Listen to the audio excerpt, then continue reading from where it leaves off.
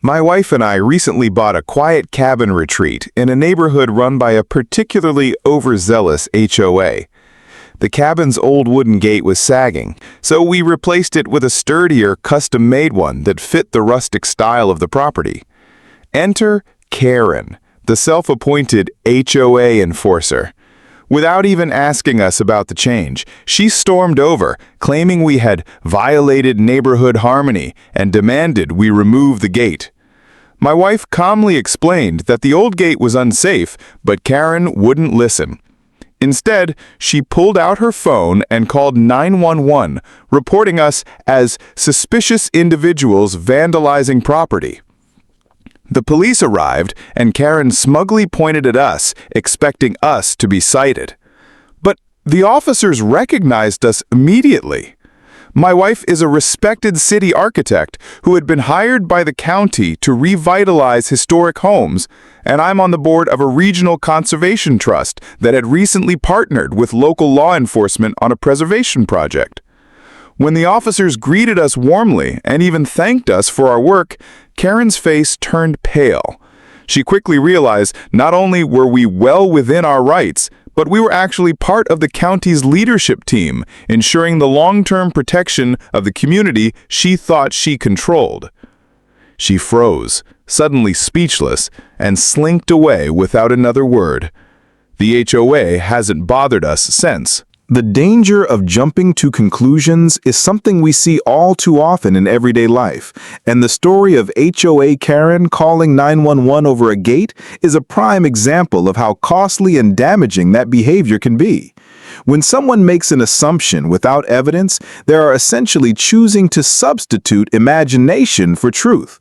Karen saw my wife working on the gate, immediately labeled her actions as vandalism, and escalated the situation to law enforcement without pausing to ask a single clarifying question.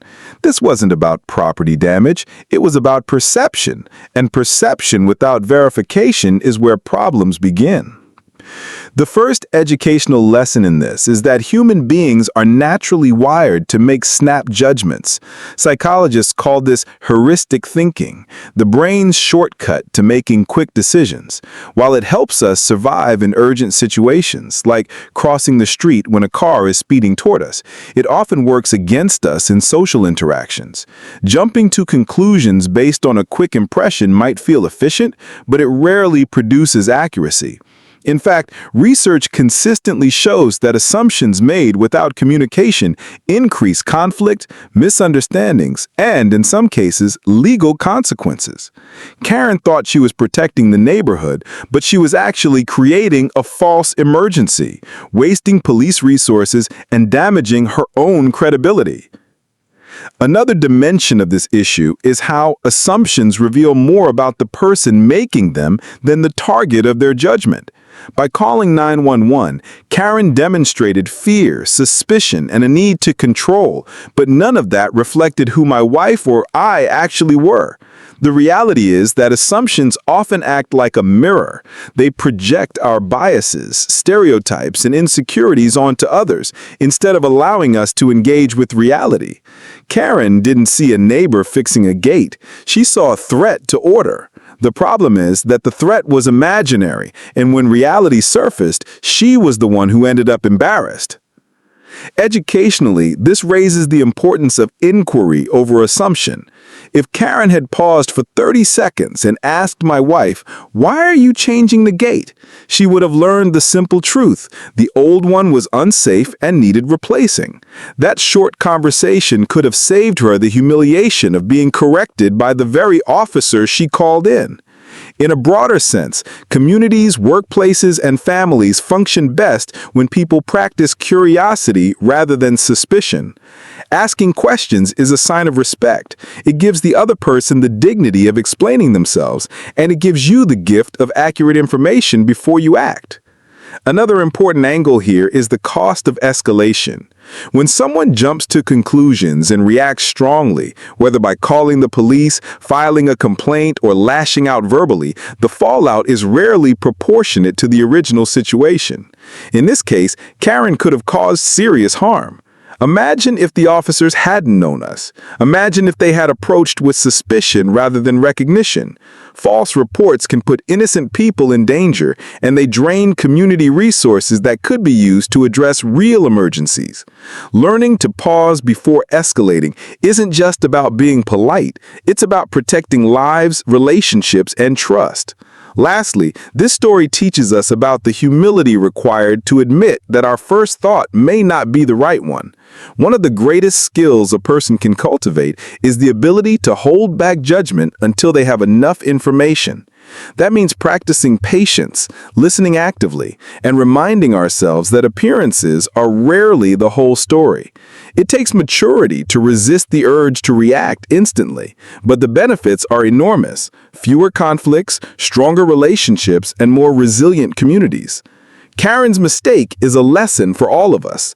Slow down, seek the truth, and don't let assumptions lead you into actions you can't take back. The power of calm and respectful response is one of the most transformative lessons anyone can apply in conflict situations. In the story, when Karen accused my wife of vandalizing our own gate and even called the police, my wife did not respond with shouting, anger, or defensiveness.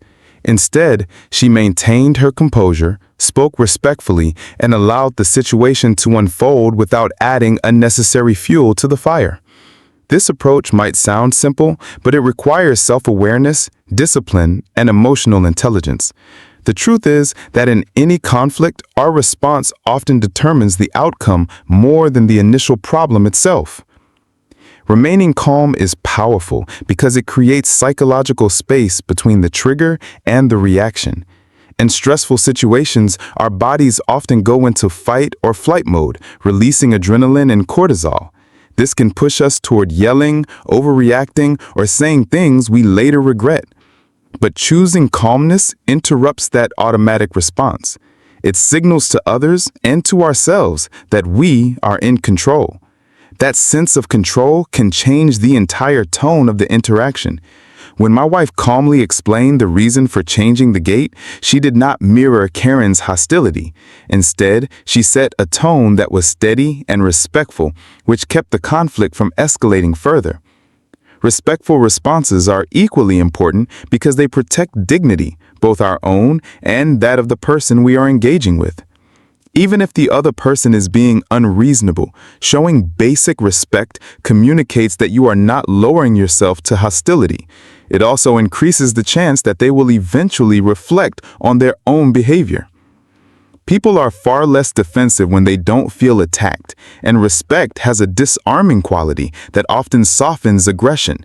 In Karen's case, the contrast between her angry accusations and my wife's composed replies made her behavior look even more unreasonable in the eyes of the police officers who arrived.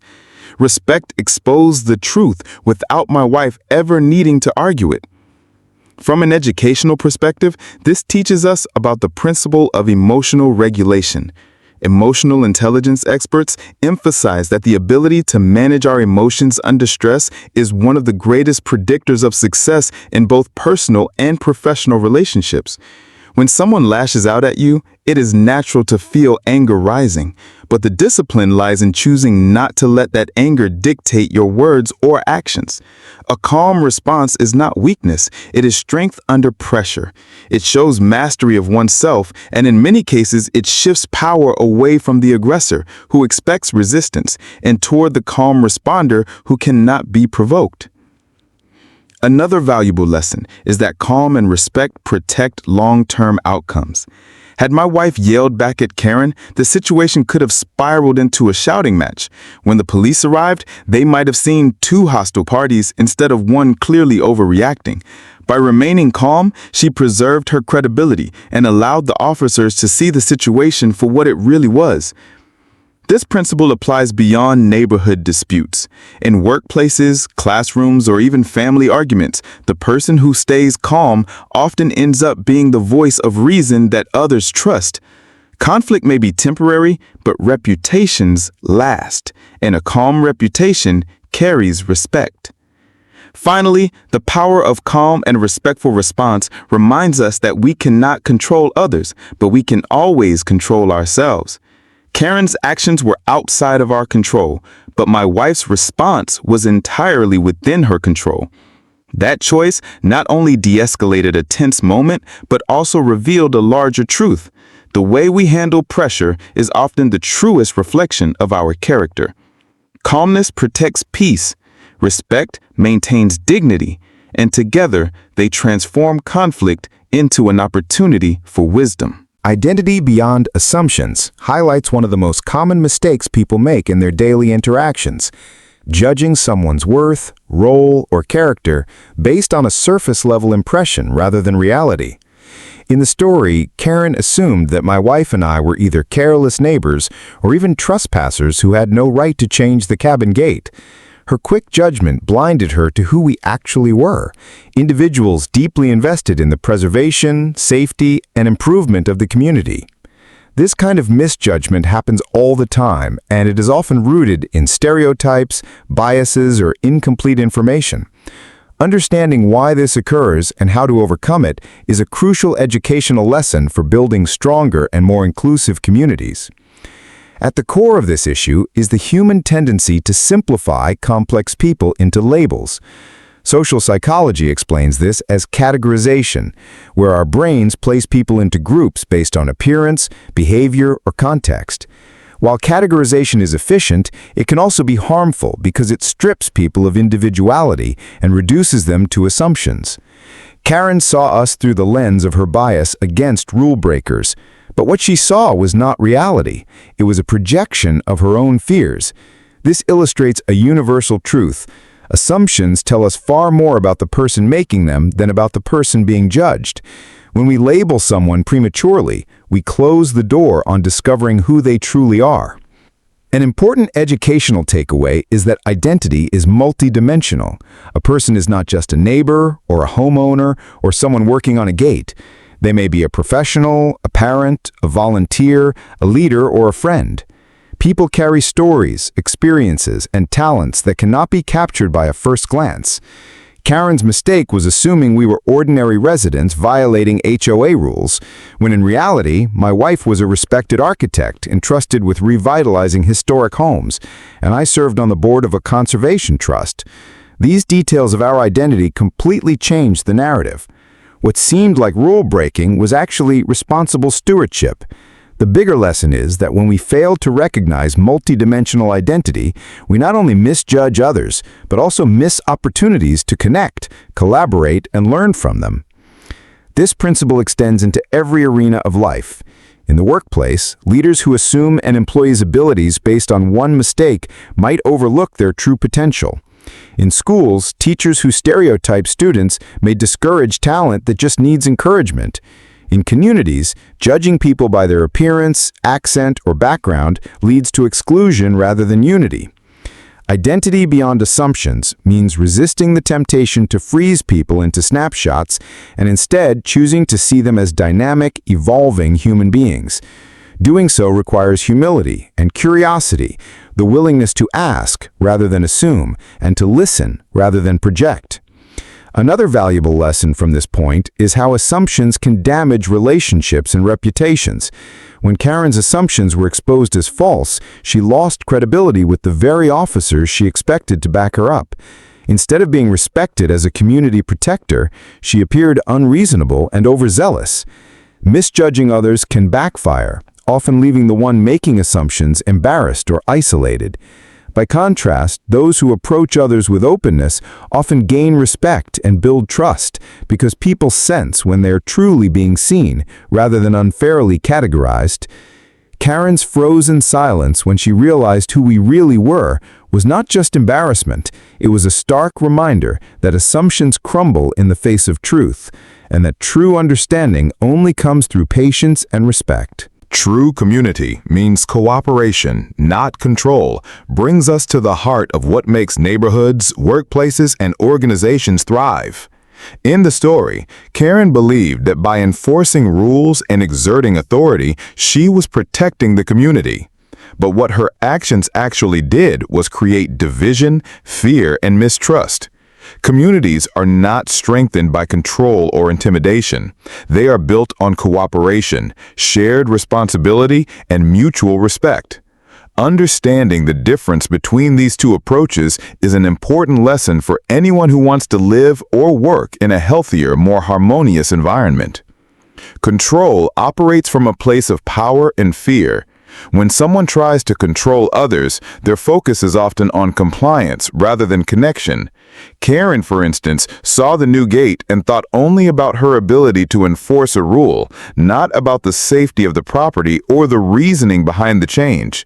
In this way, control reduces people to problems that need fixing rather than neighbors who deserve understanding. Control might produce short-term obedience, but it rarely inspires long-term loyalty or trust. In fact, when people feel controlled, they often resist more strongly, leading to unnecessary conflict and resentment. Cooperation, on the other hand, comes from a place of partnership. It is based on the recognition that every member of a community brings value, perspective, and responsibility to the table. Cooperation asks, how can we work together, instead of, how can I make you do what I want? Imagine if Karen had approached my wife and said, I see you're changing the gate, can we talk about it? Maybe we can find a design that works for everyone. That kind of cooperative approach would have turned a potential conflict into an opportunity for dialogue and problem solving. The end result would have been a stronger relationship and a sense of shared investment in the neighborhood. Educationally, the distinction between cooperation and control ties into principles of leadership and community development.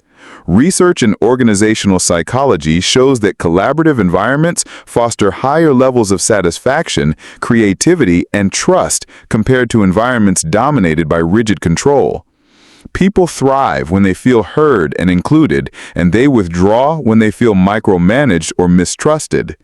True community leadership is less about enforcing authority and more about facilitating conversations, mediating differences, and guiding collective decision-making. Another important element is that cooperation builds resilience. No community, whether it is a neighborhood, a workplace, or even a family, can avoid challenges. Rules will sometimes be unclear, mistakes will be made, and disagreements will arise. A culture of control often collapses in these moments because it relies on punishment rather than problem solving. A culture of cooperation, however, adapts. People who are used to working together can navigate difficulties with more grace because their relationships are rooted in mutual respect rather than fear. In Karen's case, her control-oriented approach left her isolated and embarrassed, while the officers and the broader community recognized the value of cooperation as the healthier path.